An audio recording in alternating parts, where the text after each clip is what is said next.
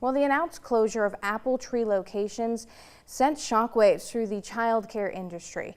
It also shined a light on the problems that are present within that industry, as well as the work that's being done to solve them. Cordell Wright has a First Alert follow-up tonight. When we heard about Apple Tree, it was a huge hit to the field.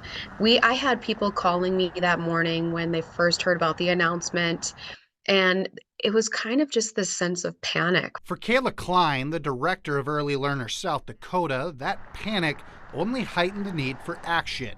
So in response, they encouraged people to fill out a form and tell their child care stories. We wanted to truly understand the concerns and potentially other barriers that people were facing that maybe we didn't know about.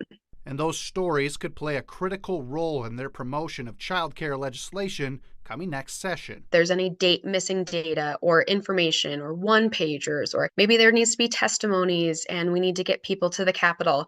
That's going to be that role that we play. And we're going to help these legislators who are the champions of these bills be successful. One of those champions is Senator Tim Reed, who's working on drafts for several child care bills. He believes the most important step right now is understanding where the problem lies. So he's advocating for one-time funding towards a statewide study. But what's important about that, what we're going to get done is we're going to find out what it really costs to provide childcare in South Dakota.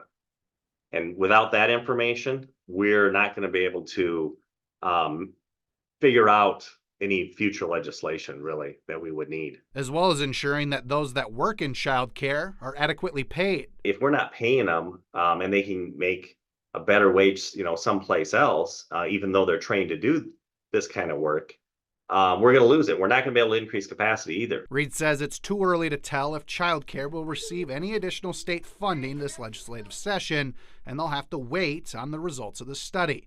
However, there is growing optimism that a long-term solution may be on the horizon. We have all of these amazing people who have realized how much childcare really means to the economic growth and stability of their communities, who are coming together.